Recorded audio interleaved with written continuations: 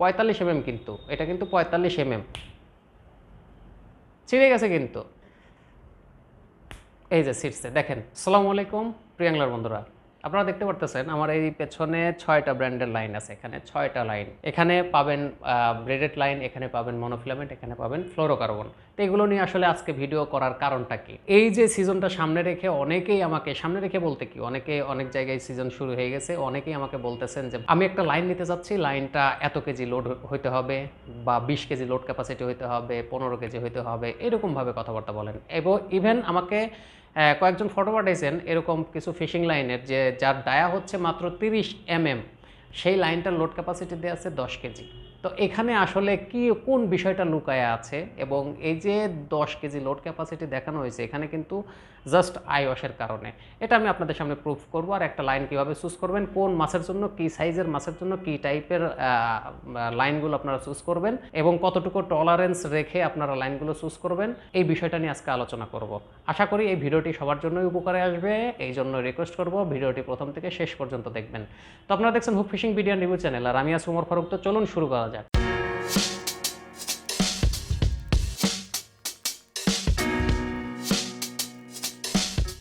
তো দেখুন, আপনারা যখন একটা ফিশিং লাইন চুজ করবেন, এই লাইন চুজ করার আগে লাইনের কিছু বৈশিষ্ট্য আছে যেগুলো আপনাকে মাথায় রাখতে হবে। এটা নিয়ে আমার ভিডিও অলরেডি করা আছে, কিন্তু আমি মনে করি যে সবাই মনে হয় খুব ভালোভাবে ভিডিওটা দেখেন নাই, অথবা যারা নতুন অডিয়েন্স আছেন তারা ওই ভিডিওটা সম্বন্ধে জানেন না, কিন্তু ফোন দিয়ে এই ধরনের কথাবার্তা বলতেছেন।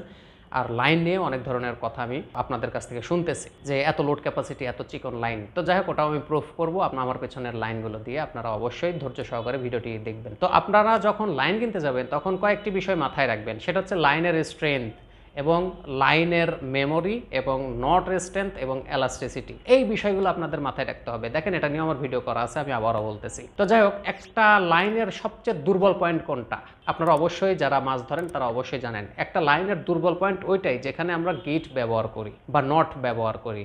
নট বলেন আর গিট বলেন, যেটাই আপনারা ব্যবহার করেন কিনা, একটা লাইনে নট বা গিট ছাড়া কখনোই আপনি একটা লাইন ব্যবহার করতে পারবেন না। তাহলে আমাদের লাইনের সবচেয়ে গুরুত্বপূর্ণ পয়েন্ট হচ্ছে কি, একটা নট।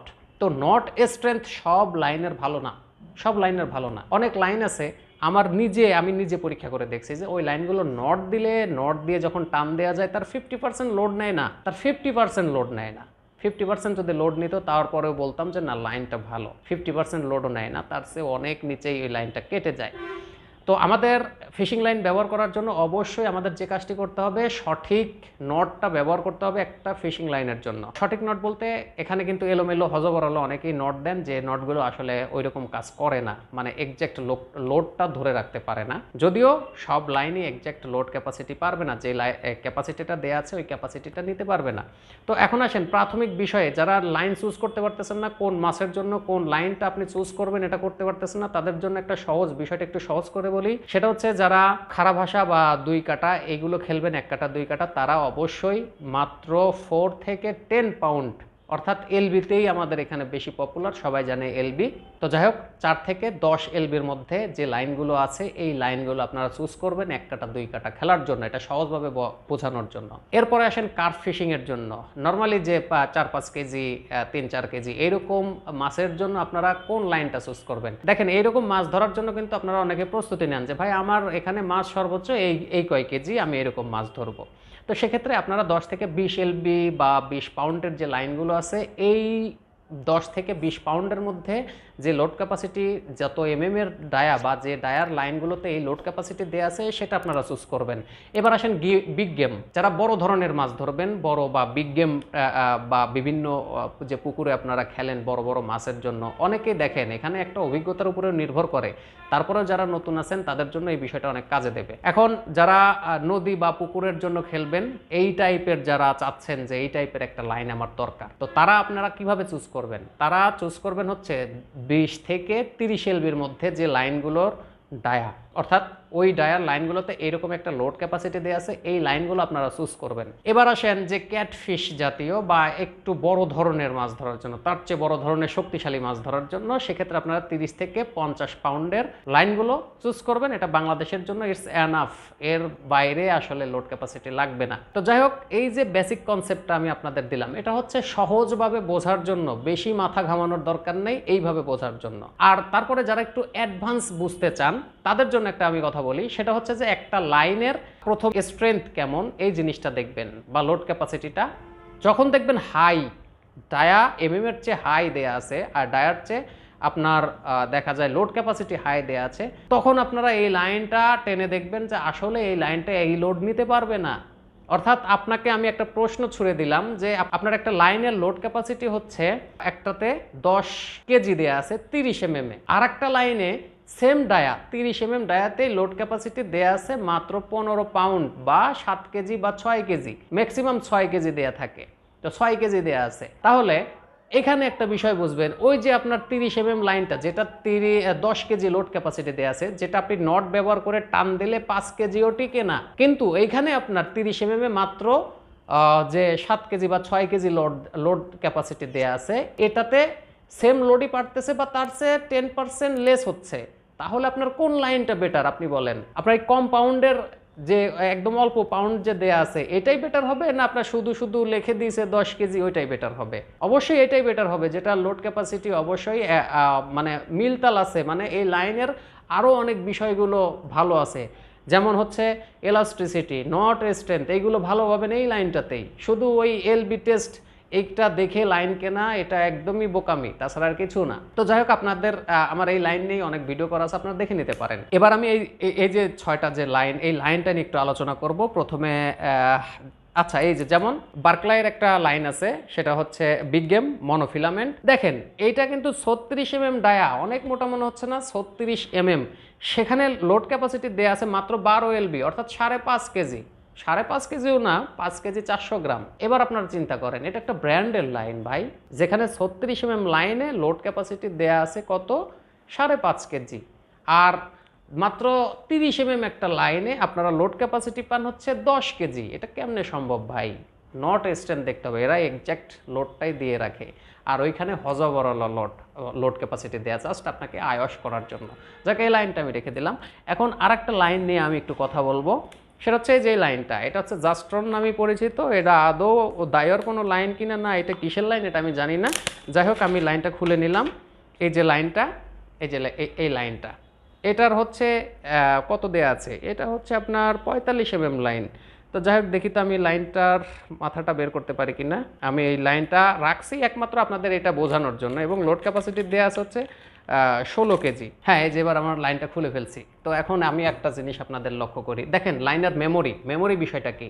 এখন এই যে লাইনকে আমি এইভাবে বাঁকা করে রাখলাম, এইভাবে বাঁকা করে রাখলাম, এই যে এইভাবে রিং করে রাখলাম। এখন এই রিং করে রাখা অবস্থায় আমি 5-7 দিন রাখলাম, রাখার পরে এই লাইনটাকে আবার সোজা করলাম। সোজা করার পরে যদি দেখেন যে আগের অবস্থাতেই ফিরে গেছে, তাহলে এই লাইনের মেমোরিটা বেশি। মেমোরি বেশি বলতে এই না যে এটা আরও বেশি দিন টিকবে, এটা কিন্তু না, মানে এই লাইনটা রিং হওয়ার প্রবণতা বেশি, যেটাকে সে মনে রাখতেছে যে হ্যাঁ এইরকম আমাকে বাঁকা করে রাখছিল, আমি ওইরকম আগের অবস্থানেই চলে যাচ্ছি। এটাই হচ্ছে মেমোরি, লাইনের মেমোরি। তো যেগুলো মেমোরি হাই ওইগুলো না নেয় ভালো, লো মেমোরিটাই বেশি বেটার। তো যাই হোক, এইবার যে বিষয়টা আমি আপনাদের সামনে এক্সপ্লেন করব, এটা হচ্ছে এই লাইনটা 45 এমএম এর একটা লাইন, 16 কেজি লোড ক্যাপাসিটি।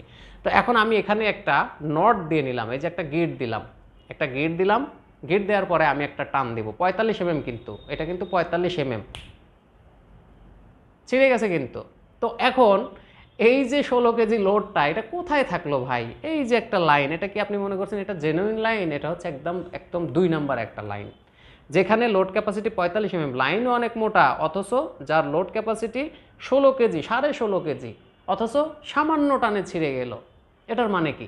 তো এই জন্য বলতেছি, দেখেন আমি যদি আরেকটা লাইন নিয়ে আপনাদের আমি একটু দেখাই, সেটা হচ্ছে সিদাইয়ের 20 এমএম লাইন। সিদাইয়ের এটা কিন্তু মাত্র 20 এমএম লাইন, যার লোড ক্যাপাসিটি দেওয়া আছে ম্যাক্সিমাম 7.24, একদম কম কিন্তু এলবিএস, তাও কিন্তু এটা কিন্তু কেজি না, 7 এলবি। 7 এলবিতে কত কেজি? 2.5 কেজি লোড হবে। আচ্ছা, 2.5 কেজি, সেখানে আমি 2 কেজি ধরে নিলাম, সেটা কিন্তু অনেক চিকন একটা লাইন। এখন এই লাইনের ব্যাপারে যদি আমি একটু কথা বলি, যাই হোক লাইনটা আমি একটু বের করে নেই। এই যে নিলাম। এখন এই লাইনটা কিন্তু অনেক চিকন, চুলের মতো চিকন, কিন্তু এটার যে নট স্ট্রেংথ, আমি এই যে নটটা দিয়ে আপনারা কিন্তু বুঝতে পারবেন, আমার টান দেখে হয়তো বুঝতে পারবেন। এই যে নটটা দিলাম, দেখেন এই যে একটা নট দিয়েছি, আমার হাত এত চিকন, তারপর আমার হাত কেটে যাওয়ার একটা সম্ভাবনা আছে। এই যে নট দেওয়ার পরে এই যে ছিটছে, দেখেন অনেক লোড লাগছে, এই যে আপনারা আমার হাত দেখে বুঝতে পারতেছেন। তো এত চিকন, যেখানে 20 mm আর ওখানে হচ্ছে ওইটা হচ্ছে 45 mm, তাইলে আপনারা চিন্তা করেন যে লাইনের লোড ক্যাপাসিটি আসলে কিসের? নটে।